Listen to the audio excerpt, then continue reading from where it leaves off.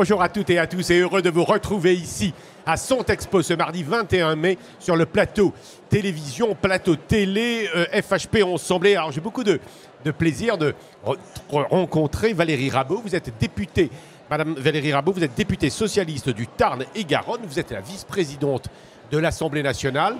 Vous n'êtes pas nécessairement une habituée des questions de santé. En tout cas, on vous suit beaucoup sur des questions plutôt économiques. Il est vrai que vous êtes ingénieur des ponts et chaussées. C'est bien cela? C'est tout à fait ça. Bonjour à tous et tous. Alors Thomas Borrell, nous le connaissons parce que quand on s'intéresse aux questions de santé et de médicaments, puisqu'il est le directeur, il est médecin, il est directeur scientifique du LEM. Bonjour Pascal, bonjour madame. Donc un spécialiste évidemment du médicament. Et alors, vous vous êtes intéressé, Valérie Rabault, tout particulièrement à cette question de la pénurie des médicaments. D'ailleurs, c'est la question que nous allons vous poser, c'est comment s'en sortir. Pourquoi d'abord, première question, pourquoi vous intéressez-vous à ce sujet? Alors, ça fait depuis 2017 que je m'intéresse à ce sujet, puisque j'étais interpellée par des habitants de ma circonscription. À l'époque, j'avais interpellé Agnès Buzyn, puis Édouard Philippe en juin 2019, avant qu'il ne fasse la proposition d'avoir des stocks, de demander des stocks aux industriels. Et puis là, on est parti sur une situation qui est ahurissante, où en 10 ans, le nombre de médicaments en pénurie a été multiplié par 10, puisqu'on est passé de 500 à 5000. Et ça, pour un pays qui est riche comme le nôtre, qui est le pays de Pasteur, qui porte beaucoup de progrès sur la santé et sur le médicament, c'est pour moi inacceptable. Quand vous avez un médecin qui vous dit « je ne peux pas vous soigner parce qu'il n'existe pas de traitement », bon, vous ne l'acceptez pas. Mais ce que vous ne pouvez pas accepter, c'est quand un médecin vous dit « le traitement existe », mais vous n'y aurez pas accès parce qu'il y a des pénuries de médicaments. Ça, c'est inacceptable. Inacceptable. Quand vous dites pénurie de médicaments, c'est pas de tous les médicaments. Non, mais enfin, combien 5000 sur 13 000 à peu près, plus, ont connu des ruptures en 2023. Alors, quand on interroge... Ce qui est énorme. Je vois que Thomas Borrell a envie de répondre. 4925, exactement. 4925. Oui, quand on interroge les médecins ou les pharmaciens, ils vous disent bon, on se débrouille aussi d'abord parce que nous sommes des spécialistes du médicament et on peut trouver d'autres modes de traitement. Qu'est-ce que vous répondez à ça? Non, ils se débrouillent. Oui, ils se débrouillent parce qu'ils sont intelligents, ils sont consciencieux, mais ils ne peuvent pas se débrouiller quand vous êtes dans un département comme le mien où il faut faire 30 km d'une pharmacie à l'autre pour essayer de trouver sur une ordonnance qui comporte 5 médicaments. Eh bien, vous en trouvez 2 dans une pharmacie, 2 dans une autre. Ça, c'est pas possible. À Paris, effectivement, vous avez des pharmacies qui sont presque tous les coins de rue. En Tarn-et-Garonne, ce n'est pas le cas. Et cette situation, elle est inacceptable. Quand un médecin fait une prescription, il ne sait pas aujourd'hui si le médicament qu'il prescrit est oui ou non en pénurie. Donc la situation de départ, elle est inacceptable pour notre pays. Et effectivement, en tout cas, moi, je fais partie de celles et ceux qui pensent qu'il faut vraiment qu'on prenne le taureau à bras le corps parce que sinon, cette situation va encore perdurer l'année prochaine. Alors, on va rentrer dans le détail, mais comment vous faites? Qu'est-ce que vous proposez? Alors, il y a plusieurs choses. Le vrai problème, c'est la production. Il y a post-Covid, il y a une demande en médicaments qui a augmenté, ce qui est bien, ce qui signifie que l'humanité a envie de se soigner. Et ça, c'est un très bon signal. La question qui se pose, c'est que la production ne suit pas suffisamment pour répondre à cette augmentation de la demande. Donc ça, c'est le premier sujet. Nous avons fait passer une proposition de loi en février dernier qui portait plus sur les stocks demandés aux industriels et qui visait à faire 3 choses. Donc les stocks demandés aux industriels, notamment sur des médicaments pour lesquels il peut y avoir des alertes. Le deuxième volet, c'est de donner à l'Agence de sécurité nationale du médicament, la NSM, de lui donner des pouvoirs de flexibilité. Quand elle a une alerte, qu'on lui dit « tiens, telle usine a un problème, il faudrait se contacter un autre industriel pour produire plus et stocker plus », ça, jusqu'à présent, elle ne peut pas le faire. Donc ça, c'est le deuxième volet. Et troisième volet, je sais qu'il plaît moins aux industriels, c'est que nous avons renforcé les sanctions quand les stocks ne sont pas suffisamment créés. Alors, pourquoi c'est, vu de votre point de vue, pourquoi c'est si compliqué? Parce que c'est vrai, je reconnais également que Mme Rabault et d'autres parlementaires, mais enfin nous-mêmes, nous sommes toujours touchés par cette question-là. Alors, c'est toujours la même affaire, c'est l'amoxicilline ou quelques autres médicaments, mais on voit bien qu'il y a quand même une situation de tension.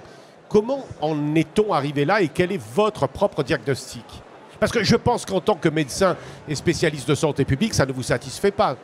Alors, évidemment, je ne peux que rejoindre le propos inacceptable que vous avez évoqué là. On ne peut pas se satisfaire d'une situation qui a tendance à se dégrader depuis plusieurs années, avant même le Covid, c'est certain. En tant que médecin, en tant qu'industriel du médicament, on est tous devant un constat de dire qu'il faut trouver des solutions pour améliorer ces tensions d'approvisionnement. Juste quand même un petit point de bémol, ce sont des chiffres. Les signalements ont augmenté jusqu'à 5000 en 2023, mais ne sont pas toujours synonymes d'une véritable tension, rupture d'approvisionnement dans la chaîne. En l'occurrence, il y en avait 1000 l'an dernier. Ce n'est pas pour dénaturer le phénomène. Il est majeur, il est important. Mais si vous voulez, ça montre aussi la conscience, et sous l'impulsion de réglementation, des industriels, qui est de signaler, dès qu'il y a un petit problème dans la chaîne de fabrication, l'autorité compétente, c'est-à-dire l'agence du médicament, pour leur dire « Attention, on va peut-être avoir un problème sur l'approvisionnement de telle ou telle molécule ». Alors après, toutes les situations ne sont pas aussi, je dirais, dramatiques que celles qu'on a pu vivre lorsque ça concerne l'amoxicilline, c'est-à-dire des millions de Français qui sont susceptibles d'utiliser cette molécule. Ou lorsqu'il s'agit d'un anticancéreux, c'est très rare, mais là, potentiellement, il y a une perte de chance pour les patients concernés. Néanmoins, en général, je ne peux que vous rejoindre, et nous sommes tous d'accord, la situation doit être... on doit trouver des solutions concrètes à tout ça. Dites-moi, quand il y a, pour être précis, parce qu'il y a quand même beaucoup de gens, enfin tout le monde ici, ce sont des professionnels de santé en majorité qui nous regardent, mais bon, après il faut être spécialiste de telle et telle pathologie et puis de la mécanique de fabrication du médicament et de la dispensation du médicament, ce qui est également assez compliqué. Mais bon, grosso modo, j'ai pas le médicament que je veux, mais est-ce à dire que quand même, en attendant quelques jours, quelques heures, on peut le trouver, ou alors c'est vraiment une rupture, un vrai blocage, et l'anticancéreux, je ne peux absolument pas l'avoir. Alors, tous les cas de figure existent. Tous les cas de figure existent. Ce qu'il faut retenir simplement, c'est que la durée moyenne d'une rupture, c'est 3 mois à peu près. Donc, quand on est dans une situation où il existe des alternatives thérapeutiques, potentiellement d'ailleurs de la même molécule, quand c'est une molécule génériquée, la prise en charge ne doit pas en être dénaturée. Et le nombre de fois où la prise en charge est dénaturée est relativement limité, heureusement, même si c'est toujours inacceptable. Chaque fois que ça arrive, c'est un problème. C'est aussi un problème, vous pouvez l'imaginer, pour l'industriel. Le job de l'industriel, c'est quoi? C'est de mettre à disposition des médicaments et de répondre, de jouer son rôle d'acteur de santé. Vous me posiez la question du pourquoi. Vous l'avez dit, Madame Rabault, on a un sujet de la capacité de production mondiale, parce qu'on est en train de parler de quelque chose qui ne concerne pas que la France, d'un niveau de capacité de production qui est souvent insuffisant par rapport à la demande qui existe et qui croît. Et on ne peut pas s'en plaindre, comme vous le disiez, Madame la députée, puisque ça veut dire que des tas de gens dans le monde accèdent aux soins primaires, je dirais, avec des molécules essentielles. On fabrique encore des médicaments dans notre beau pays, monsieur Oui, on fabrique encore des médicaments dans notre beau pays, y compris des molécules anciennes. On a 270 sites de production sur le territoire. Et si on peut continuer à soutenir cette production locale, nationale, tant mieux. Et regardons les choses par ailleurs. Je vous laisse la parole, sur le plan européen, parce que le sujet, ce n'est pas la France. Le sujet, c'est comment est-ce qu'on a une politique industrielle et sanitaire dans une logique de souveraineté qui soit coordonnée au niveau européen. Valérie Rabault. Alors, je suis complètement d'accord avec ce que vous venez de dire. On va prendre le cas de l'amoxicilline. L'amoxicilline, il y a 3 usines de production en Europe. 3. Pour toute l'Europe. Donc s'il y en a une qui connaît un problème parce qu'elle a eu un incendie, parce qu'il y a une grève, que sais-je, ça impacte toute l'Europe. Et c'est ce qui s'est passé au mois d'octobre lorsqu'il y a eu des pénuries d'amoxicilline. L'amoxicilline, tout le monde en prend. En tout cas, c'est un médicament qui est très, très consommé. Donc ça, c'est un point qui ne peut pas continuer de la sorte. C'est-à-dire que ce n'est pas le principe actif qui a fait défaut, c'est la production qui a fait défaut. L'amoxicilline, si aujourd'hui vous dites « je veux commander, mettons, 100 000 boîtes », eh bien, vous aurez votre commande dans 4 à 6 mois. Donc, effectivement, le délai de production est lui, parce que c'est compliqué de fabriquer des molécules de médicaments. Donc, toute cette chaîne-là, elle nécessite qu'on puisse avoir un pilotage qui soit mieux assuré. Aujourd'hui, vous avez l'ANSM qui a embauché 10 personnes, uniquement pour essayer de faire en sorte que des fichiers se parlent entre les pharmaciens qui déclarent des pénuries, les industriels qui en déclarent d'autres et les grossistes répartiteurs qui en déclarent. On est dans une situation qui n'est pas normale en termes de logistique. Donc c'est ce point-là qu'il faut, à mon avis, accentuer. Et là où je vous rejoins, c'est qu'on est un peu dans une zone grise, c'est-à-dire que la santé considère que c'est un problème industriel et ne le regarde pas trop, et Bercy considère que c'est un problème de la santé et ne le regarde pas trop. Et au final, c'est le parent pauvre de la chaîne de production, en tout cas de la manière dont on peut organiser sur le territoire la répartition et la production des médicaments. Et puis je sais qu'il y a un sujet qui va arriver, c'est la question du prix. C'est-à-dire que les médicaments qui sont le plus en pénurie, ce sont ceux qui sont les moins chers. C'est-à-dire l'amoxicilline, vous avez eu le paracétamol qui a eu Entre connu nous aussi... soit dit, j'interviens, c'est moins grave que si c'est un anticancéreux extrêmement Mais vous avez central. sur le cancer de la vessie, vous avez des traitements qui ont été divisés par 2 parce qu'il y avait des pénuries. Donc le protocole n'a pas été respecté en totalité. Et ça affecte, évidemment, ça a des questions aussi sur l'espérance de vie des malades. Docteur Borrell, c'est vrai ça? Mais que ce soit des corticoïdes, de l'amoxicilline ou un anticancéreux, le problème d'un point de vue médical reste tout entier et tout aussi important. Sérieusement, Vous savez, vous avez le crayon. introduire des résistances dans le domaine de l'antibiothérapie parce que vous n'avez plus d'amoxicilline ou ne plus avoir de corticoïdes pour traiter des phénomènes allergiques qui peuvent être graves, c'est tout aussi ennuyeux. Il faut quand même regarder les choses. Donc cette diversité de paysages, entre guillemets, ou d'aires thérapeutiques concernées, et c'est vrai que ça concerne avant tout des molécules dites matures. Pourquoi? Parce que certaines de ces molécules-là n'ont plus de modèle économique. Ou un modèle économique qui est tellement limité dans le point de vue modèle d'exploitation pour un industriel que vous n'êtes pas en capacité d'investir sur de nouveaux cycles de production. On est allé trop loin en France dans réduire les prix des médicaments. Alors je pense, puisque vous savez qu'il y a une clause de sauvegarde qui s'appliquait jusqu'en 2019, c'est-à-dire une clause de sauvegarde, ça veut dire quoi? L'assurance maladie dit, je vous donne un budget de temps pour les médicaments par an. Si vous en vendez plus, parce qu'ils ont plus été prescrits, eh bien je demanderai aux industriels de faire une ristourne, de faire un chèque. En fait, c'est ça que ça veut dire. C'est grosso modo 1,6 milliard, entre 1,6 milliard et 1,8 milliard d'euros par an. Jusqu'à présent, les médicaments génériques n'étaient pas concernés par la clause de sauvegarde parce qu'on considérait qu'ils étaient tellement pas chers qu'on ne leur demandait pas de faire cet effort-là. Depuis 2019, ils doivent aussi mettre au pot. Ce qui pose un problème. Moi, je suis prête à revenir dessus, mais ce que je veux, c'est qu'on mette en face une organisation de la production. C'est-à-dire qu'on soit certain qu'il y ait de la production par rapport aux besoins qui sont exprimés en France et en Europe. La Commission européenne a formulé 3 propositions. Bon, enfin, franchement, elle dit on va faire un recensement des molécules qui manquent. C'est pas à la hauteur du sujet. Il faudrait qu'elle puisse dire on fait comme ce qu'on a fait pour le vaccin du Covid, avoir un pilotage européen qui permet et une commande européenne, c'est-à-dire qu'on donne aussi de la lisibilité aux industriels sur les commandes qui sont passées pour pouvoir avoir une juste répartition et faire en sorte que ces phénomènes de pénurie de médicaments s'arrêtent en Europe. Oui, alors, Non, mais je vous en prie. Allez-y, je poserai ma question après. Poser la question si vous voulez, Pascal, parce que allez-y, monsieur. Moi, j'allais simplement vous dire, je pense que on est d'accord sur l'importance du sujet. Et on peut d'ailleurs se satisfaire que vous soyez saisi du sujet, parce qu'un des éléments que nous appelons de nos voeux, c'est un vrai pilotage. On a un problème de pilotage. Vous venez de l'évoquer, d'un côté la santé, de l'autre côté Bercy, et on a des injonctions paradoxales régulières en tant que secteur pharmaceutique qui sont compliquées. Moi maintenant, je voudrais revenir sur votre proposition de loi, parce qu'effectivement, là où on a un point, je pense, de divergence, c'est est-ce que le remède que vous proposez, pour partie tout du moins, dans ce qui concerne le niveau de stock qui est imposé aux industriels, ne risque pas d'être pire que le mal.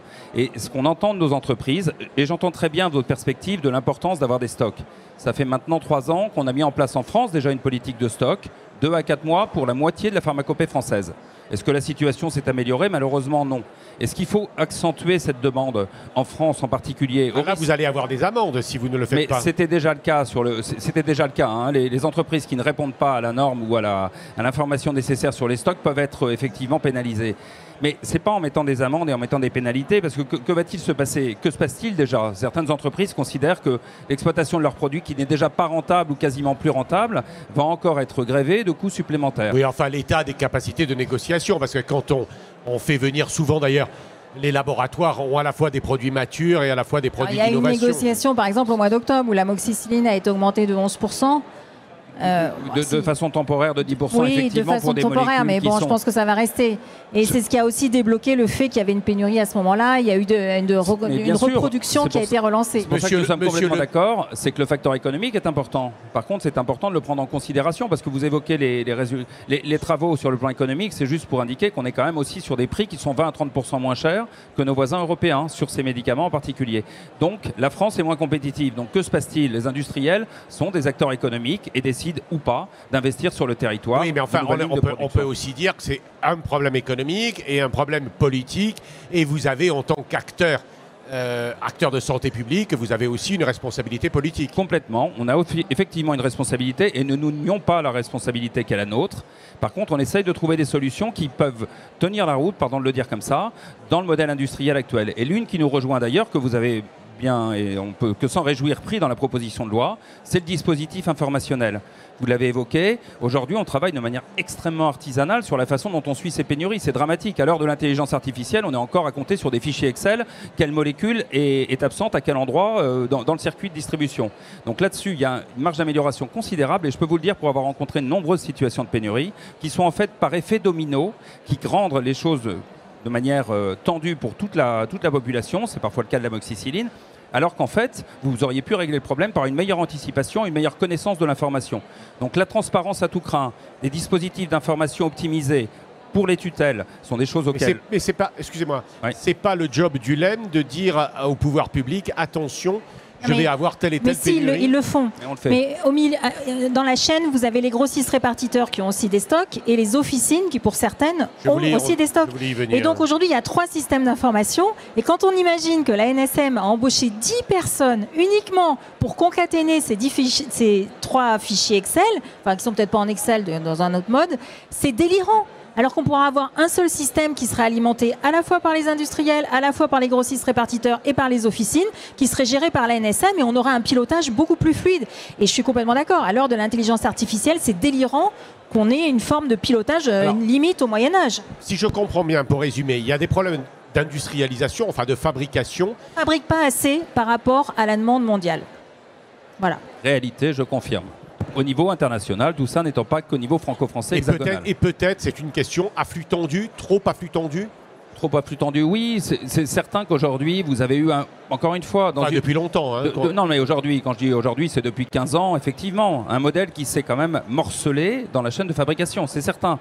Vous avez parfois une centaine de composants nécessaires qui font qu'à un moment, vous dépendez de l'Ukraine pour l'aluminium, de la Chine pour une matière première, des États-Unis pour le produit fini sur certains aspects, etc. Thomas Borrell, c'est une réalité. Vous croyez à la capacité de notre pays de réindustrialiser son industrie pharmaceutique? Je crois que notre pays peut le faire s'il est capable de faire des choix sur ce qu'il veut réindustrialiser. C'est le problème. On parle de 12 000 médicaments commercialisés. Dire qu'on va réindustrialiser même la moitié des médicaments d'intérêt thérapeutique majeur est une vaste utopie. Par contre, soyons capables de se dire qu'il y a une trousse d'urgence pour le pays, il y a une trousse d'urgence pour les patients du pays, c'est-à-dire il nous faut de l'insuline, il nous faut du paracétamol, il nous faut un antibiotique, il nous faut tel anticancéreux.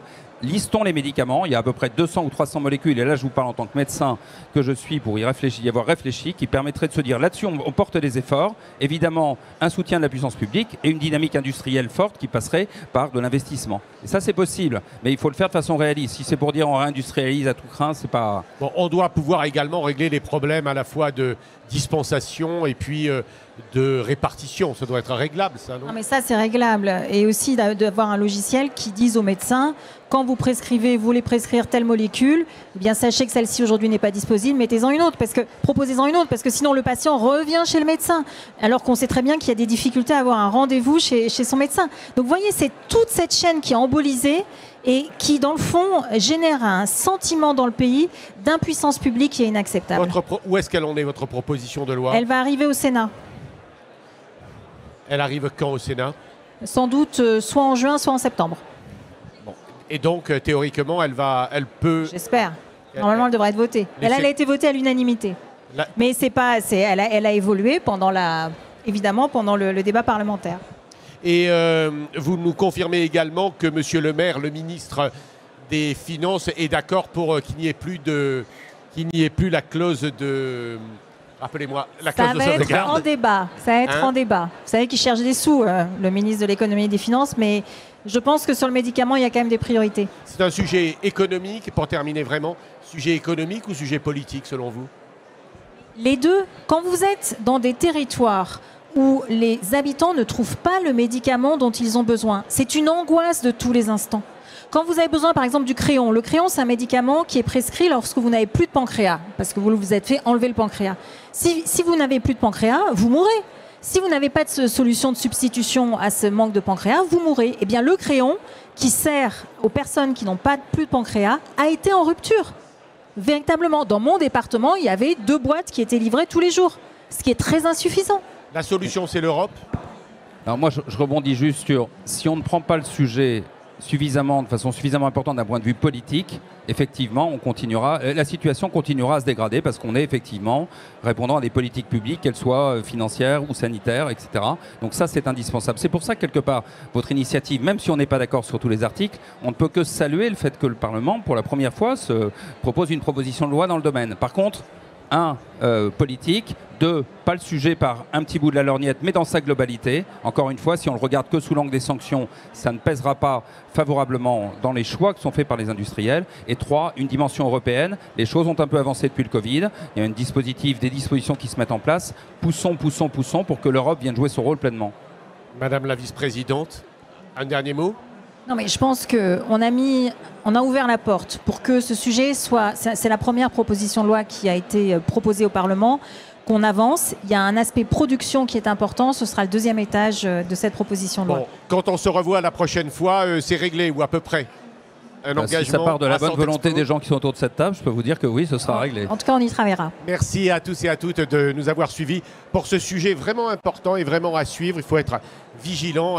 Avoir les bons médicaments et au bon moment, c'est évidemment essentiel pour la santé publique. Merci.